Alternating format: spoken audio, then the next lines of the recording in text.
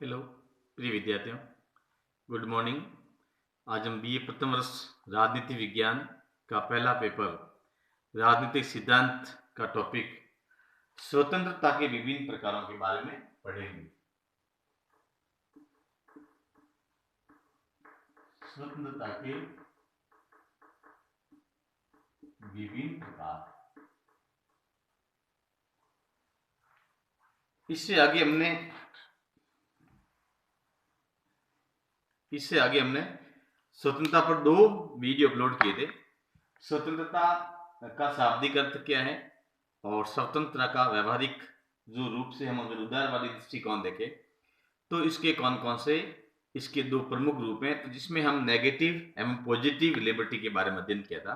कल के वीडियो में नेगेटिव जो लिबर्टी है, नकारात्मक स्वतंत्रता है, उसके बारे में हमने कहा था कि इसका अर्थ ये होता है कि व्यक्ति जो करना चाहे उस पर किसी प्रकार का प्रतिबंध नहीं लगाना चाहिए। तो इस प्रकार की कुछ समर्थक भी इसके थे, उसके बारे में भी अध्ययन किया था। और सकारात्मक स्वतंत्रता के बारे में हमने अध्ययन किया था कि व्यक्ति अपनी इच्छा अनुसार कोई भी कार्य कर सकता है, लेकिन कार्य करते समय उसको इन बातों का ध्यान रखना पड़ता है कि जिस कार्य के करने से दूसरों की स्वतंत्रता बाधित नहीं हो या दूसरों के अधिकारों का हनन नहीं हो। इस प्रकार की जो स्वतंत्रता है वो सकारात्मक स्वतंत्रता होती है। इसके बारे में हमने कल के वीडियो में डिटेल से बातचीत की थी। स्वतंत्रता के जो प्रकार है, इसमें हम 7-8 प्रकारों के बारे में बात करेंगे। इसको भी हम दो वीडियो के माध्यम से समझाने का प्रयास करेंगे।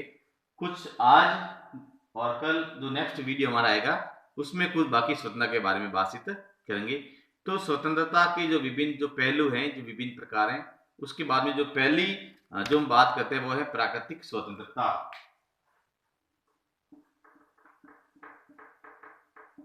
प्राकृतिक स्वतंत्रता, नेचुरल लिबर्टी। प्राकृतिक स्वतंत्रता, प्राकृतिक स्वतंत्रता का जो तात्पर्य होता है वो प्राकृतिक स्वतंत्रता उस स्वतंत्रता से है जो राज्य की स्थापना से पूर्व प्रकृति की ओर से लोगों को प्राप्त होती थी।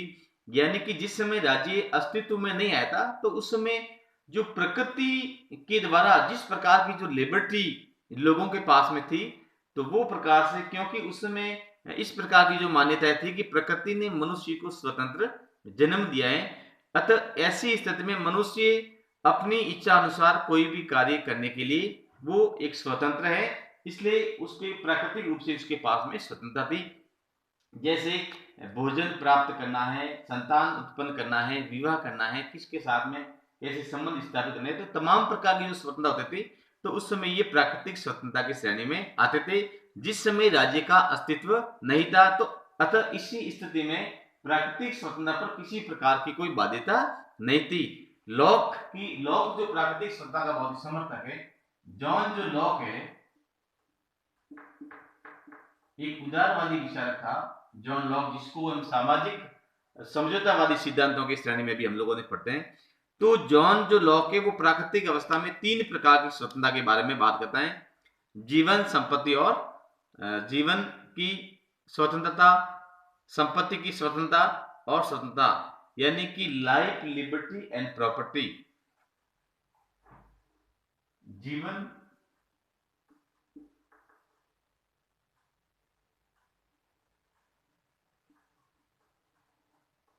लाइफ, लिबर्टी स्वतंत्रता, लिबर्टी एंड प्रॉपर्टी संपत्ति। वो कहता था कि 3 प्रकार की जो है, लॉक कहता है कि 3 प्रकार की जो स्वतंत्रता या 3 प्रकार की जो अधिकार हैं, जॉन लॉक कहता है कि प्राकृतिक रूप से जो व्यक्ति हैं उस व्यक्ति को जो 3 प्रकार के अधिकार मिले थे। अब ये 3 प्रकार के जो अधिकार हैं, ये 3 प्रकार के अधिकार एक व्यक्ति के प्राकृतिक स्वतंत्रता की ओर इंगित करता है। जॉन लॉक कहता है कि प्रकृति के द्वारा मनुष्य को 3 प्रकार के अधिकार अस्तित्व में थे। जैसे उसे जीवन जीने का अधिकार था, लाइफ टू लिबर्टी, यानी कि जीवन जीने का उसे अधिकार था, उसके जीवन को कोई नहीं छीने, अपने तरीके से जीवन जीने का अधिकार था, उस पर किसी प्रकार का प्रतिबंध नहीं था, क्योंकि उस समय राज्य था ही नहीं, तो प्रतिबंध लगाने वाला कोई था ही नहीं। फिर उसके बाद में उसे स्वतंत्र विचलन करने का अधिकार था, यानी कि वो जहां चाहे वहां रह सकता था, जहां चाहे वो जा सकता था, उसके ऊपर किसी प्रकार की कोई बाध्यता नहीं थी। उसके बाद में संपत्ति यानी कि उसे अपने परिश्रम के द्वारा संपत्ति प्राप्त करने का अधिकार था। तो इस प्रकार से जॉन लॉक जो है वो प्राकृतिक अधिकारों के रूप में 3 प्रकार की स्वतंत्रता के बारे में या 3 प्रकार के अधिकारों के बारे में बात करते हैं। अगर हम रूसो की जहां बात करते हैं तो रूसो ने एक बहुत प्रसिद्ध किताब लिखी थी जिसका नाम था सोशल कॉन्ट्रैक्ट, सामाजिक समझौता। सोशल कॉन्ट्रैक्ट में रूसो बताता है कि मनुष्य स्वतंत्र पैदा होता है लेकिन सर्वत्र जंजीरों से जकड़ा हुआ है। वो कहता है कि मनुष्य का जब जन्म होता है तो मनुष्य, रूसो कहता है कि मनुष्य जन्म से स्वतंत्र है, यानी कि जब उसका जन्म होता है तो जन्म के समय व्यक्ति स्वतंत्र है, लेकिन बाद में जन्म के बाद में समाज के द्वारा उस पर विभिन्न प्रकार की व्यवस्थाएं थोपी जाती हैं, इसलिए वो जन्म के पश्चात व्यक्ति एक जंजीरों से जकड़ जाता है। तो इस प्रकार की जो स्वतंत्रता है, तो प्राकृतिक स्वतंत्रता के बारे में उस समय किसी प्रकार का कोई प्रतिबंध नहीं था, लेकिन बाद में धीरे धीरे जो अलग अलग जो विचारक है, जैसे रूसो है, लॉक है या और भी जो विचारक है, वो कहते हैं कि प्राकृतिक रूप से जो व्यक्ति की जो अधिकार मिले हुए थे और उस अधिकारों पर जैसे जीवन, स्वतंत्रता, संपत्ति, ये अधिकार थे। अब धीरे धीरे क्या है, कुछ समाज के या उस समय के जो तथाकथित कुछ जो शक्तिशाली लोग थे, क्योंकि उस समय राज्य था नहीं, तो जिसकी लाठी उसकी भैंस का साम्राज्य था। तो ऐसी स्थिति में जो लोग संप्रभु थे या जिस व्यक्ति के पास में ताकत थी और ताकतवर लोगों ने धीरे धीरे क्या किया कि जो कमजोर लोग थे उनको उनके ऊपर आक्रमण किया या उनकी संपत्ति को छीनने का प्रभाव किया या उनके जीवन की स्वतंत्रता को डिस्टर्ब करने प्रारंभ किया। तो ऐसी स्थिति में धीरे धीरे राज्य है वो अस्तित्व में आया था। तो राज्य का जन्म से पूर्व जितनी भी प्रकार की जो स्वतंत्रता थी, उस स्वतंत्रता को प्राकृतिक स्वतंत्रता के नाम से जाना जाते हैं। अब दूसरी प्रकार की हमारी जो स्वतंत्रता है उसे कहते हैं व्यक्तिगत स्वतंत्रता।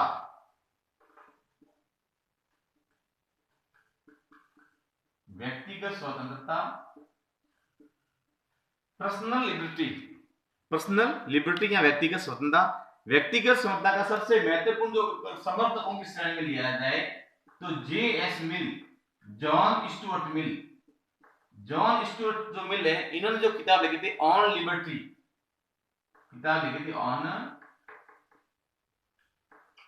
ऑन लिबर्टी जो बुक्स लिखी थी, वो ऑन लिबर्टी जो बुक्स थी वो व्यक्तिगत स्वतंत्रता से संबंधित थी, क्योंकि ये लॉ मिल है वो इसमें कहता है, ऑन लिबर्टी में मिल कहता है कि व्यक्ति अपने स्वयं, अपने शरीर एवं मस्तिष्क पर स्वतंत्र है, यानी व्यक्ति अपने ऊपर बिल्कुल ही स्वतंत्र है, यानी कि व्यक्ति को अपने व्यक्तिगत जीवन जीने की सर्वोच्चता प्राप्त होनी चाहिए। व्यक्तिगत जीवन के जो विभिन्न पक्ष हैं, जैसे भोजन है, व्यक्ति किस प्रकार का भोजन करता है उसके ऊपर किसी प्रकार का कोई प्रतिबंध नहीं लगाना चाहिए। व्यक्ति का पहनावा किस प्रकार का है, क्योंकि जैसे आज हम बात करते थे, हम जो धर्मनिरपेक्ष राष्ट्र है तो उसमें विभिन्न धर्मों के जो लोग रहते हैं तो उनके रहन सहन, खान पान, रीति रिवाज सब अलग अलग है। तो ये सब क्या है, पर्सनल लिबर्टी का पार्ट है।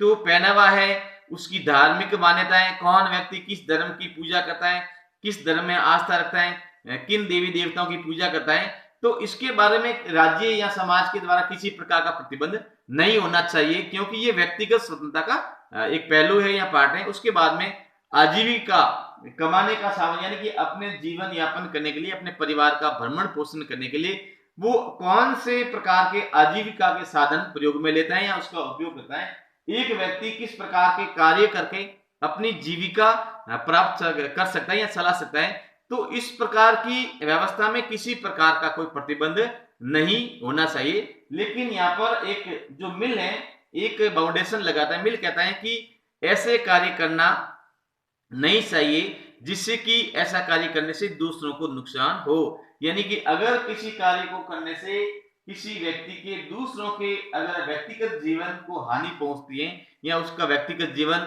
नरक बन जाता है तो इस प्रकार के कार्य नहीं करने चाहिए। तो इस प्रकार से जो जेम्स मिल है जो व्यक्तिगत स्वतंत्रता का पोषक है और उन्होंने व्यक्तिगत स्वतंत्रता के बारे में बहुत ही अच्छी तरीके से पैरवी करने का प्रयास किया है। नेक्स्ट हम बात करते हैं कि नागरिक स्वतंत्रता, जिसे कहते हैं सिविल लिबर्टी। नागरिक स्वतंत्रता व्यक्ति को राज्य का नागरिक होने के नाते मिलती है। जो व्यक्ति संबंधित देश का जो नागरिक है तो नागरिक होने के नाते उसे नागरिक स्वतंत्रता मिलती है। समाज एवं कानून के अनुसार उसे प्राप्त होती है। संविधान में इसका उल्लेख होता है। भारत एवं अमेरिका के संविधान में मौलिक अधिकार स्पष्ट रूप से इसके उदाहरण देखने को मिलते हैं।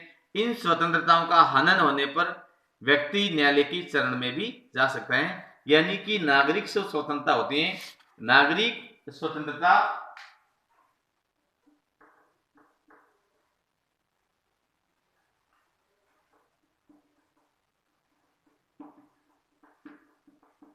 नागरिक यानी व्यक्ति राज्य का नागरिक होने के नाते उसे स्वतंत्रता मिलती है। तो इस प्रकार की जो स्वतंत्रता होती है, जैसे हम संयुक्त राज्य अमेरिका या भारत के संविधान की अगर हम बात करें तो उसमें इस प्रकार की जो स्वतंत्रता है उसका इसमें उल्लेख मिलता है। जैसे भारत के संविधान का भाग 3, जिसे हम मैग्ना कार्टा के नाम से भी जाना जाता है, संविधान का भाग 3 आर्टिकल 12 से 35 के बीच में अगर हम बात करते हैं तो उसमें सिविल लिबर्टी की बात करते हैं या सिविल स्वतंत्रता की हम बात करते हैं। तो इस प्रकार की जो स्वतंत्रता होती है वो एक नागरिक स्वतंत्रता की श्रेणी में आती है। उसके बाद में आती है राजनीतिक स्वतंत्रता, यानी कि पॉलिटिकल लिबर्टी। राजनीतिक स्वतंत्रता का क्या अर्थ है? तो राजनीतिक स्वतंत्रता नागरिकों को सरकार संचालन में उसकी भागीदारिता निश्चित हो, यानी कि नागरिक जिस राज्य का निवासी हो और उस राज्य की जो सरकार बनती है या सरकार सुनने में, सरकार चलाने में उसकी भागीदारिता सुनिश्चित की जानी चाहिए। तो इस प्रकार से इस संबंध में प्रोफेसर जॉन लॉस्की, जो एक उदारवादी विचारक था, लॉस्की ने कहा कि राजकीय कार्य में सक्रिय भाग लेने की शक्ति ही राजनीतिक स्वतंत्रता है। यानी कि राज्य के जो कार्य होता है उसके कार्य में एक सक्रिय रूप से भाग लेने की जो व्यवस्था है या शक्ति है वो राजनीतिक स्वतंत्रता है। गिल क्राइस्ट ने कहा कि राजनीतिक स्वतंत्रता तथा लोकतंत्र एक दूसरे के पर्याय हैं।